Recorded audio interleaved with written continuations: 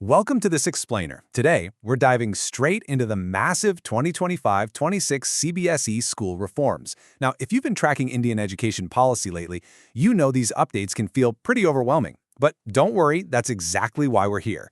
We're going to take these sweeping policy documents and turn them into a clear, easy-to-follow roadmap. We'll trace how these changes actually transform the daily life of a student, starting from basic foundational learning in grade 3 all the way up to the famously high-pressure environment of the Class 12 board exams.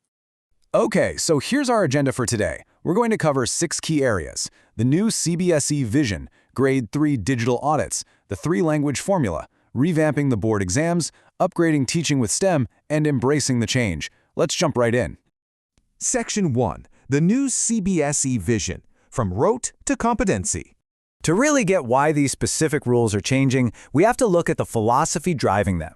Take a look at the official secondary school curriculum cover for classes 9 and 10. The visual elements they've highlighted here are absolutely intentional. You've got art, computational thinking, STEM, and physical well-being all blended together. It's a deeply interdisciplinary approach that perfectly aligns with the National Education Policy 2020. The whole idea is to shape learners who are creative, rational, and deeply aware of their Indian roots while being ready for a wildly unpredictable future. And really, the biggest takeaway here is the sharp contrast between the past and the future. For decades, let's be honest, this system relied heavily on rote memorization. It was all about content overload, basically just mugging up facts for one final test. Well, the new vision actively scraps that. It champions concept-driven learning and real flexibility.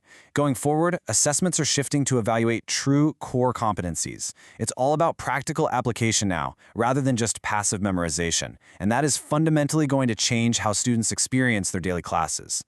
Moving on to Section 2, Grade 3 Digital Audits, the Foundation. So, let's anchor this to our students' journey right at the starting line, with the new Foundational Learning Study. To put this into perspective, we're talking about a truly staggering scale. Over 1 lakh grade 3 students across more than 10,000 schools are going to be assessed in March 2026. This nationwide audit is being steered by NCRT and PARAC. The main goal? To really evaluate basic literacy and numeracy skills on the ground. By analyzing data at the state and union territory level, policymakers will know exactly where early learning goals are hitting the mark and where they desperately need intervention. But what's super interesting here is the massive technological leap. Back during the 2022 study, they leaned heavily on old-school paper and pen tests and traditional OMR sheets. But for 2026, PARAC is tossing the OMR sheets completely out the window.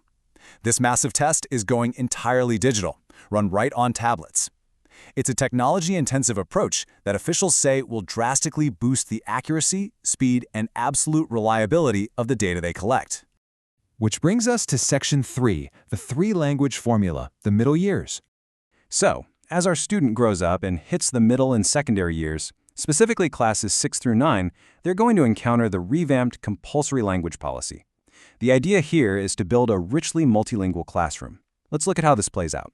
You've got R1, R2, and R3. The non-negotiable rule is that out of these 3 compulsory subjects, at least 2 absolutely must be native Indian languages. So a student could take Hindi and English, sure, but that 3rd slot has to be a native language like Malayalam or Sanskrit. It's a fantastic way to build real proficiency while keeping students genuinely rooted in Indian culture. Now here are the actual ground rules for the rollout. This becomes fully compulsory for Class 9 on July 1, 2026. And hey, if a student is really passionate about learning French or German, they still can. It can either be their 3rd language, assuming the first 2 are native Indian, or they can just take it as an extra 4th language. Importantly, the policy doesn't forget about inclusion. There are built-in structural relaxations and thoughtful exemptions for children with special needs. Right now, schools are actually racing to update their language offerings on the OSIS portal by the end of June 2026 to prep for this. Section 4, Revamping the Board Exams, the Climax. All right, we have reached the absolute pinnacle of the academic journey. The Class 10 and 12 board exams. You know how rumors fly around whenever exam changes are brought up? Well, just to reassure you that this is official, finalized policy, and not just hearsay, here is the actual CBSE notification. This is a monumental shift, and the whole point is to dismantle the intense, high-stakes pressure cooker environment and dial back our reliance on the intensive coaching culture. The core difference really boils down to this. The old system, let's face it, was incredibly unforgiving. One single high-stakes exam at the end of the year basically dictated your entire academic fate. But starting on the first Tuesday after February 15, 2026, the new scheme rewrites the script entirely. Students will now get 2 board exam opportunities per year. You take the main exam, and then you have the totally optional choice to take a second exam for improvement. It's a best-of-2 model. This gives students some real breathing room to perform at their best, entirely stripping away the devastating anxiety of having just one make-or-break day. And there's more. Your final grade isn't just riding on that written board exam anymore. Internal assessments have been completely restructured to ensure continuous evaluation all year long.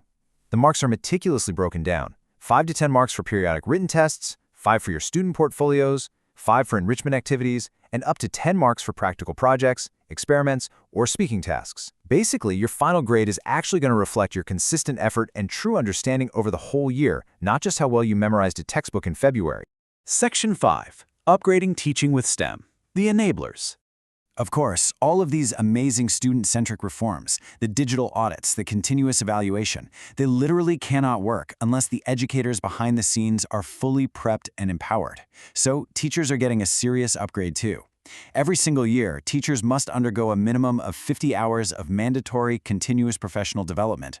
And look at this breakdown. It's not just 24 hours of subject knowledge. They are explicitly dedicating 14 hours to professional growth, and incredibly, 12 hours dedicated entirely to core values and ethics. This ensures teachers are fully equipped to handle these new, interactive, competency-based formats. And to guarantee that classrooms are future-proof, CBSE has really drawn a line in the sand. They've officially declared STEM education as the annual training theme for 2025. They want teachers integrating experiential, inquiry-based STEM strategies right into their daily lessons. To make this happen on the ground, they're organizing district-level deliberations, basically localized learning hubs where teachers can share what works and spark real grassroots innovation in science and math.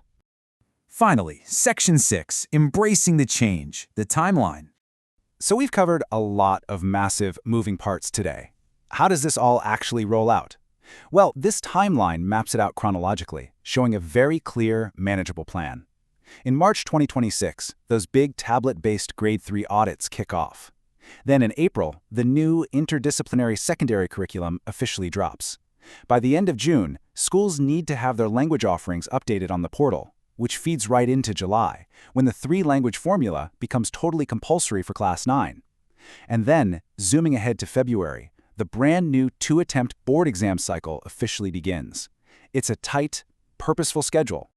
As we wrap up this explainer, I want to leave you with one final thought. For years, everybody has complained that the system is way too rigid and way too stressful.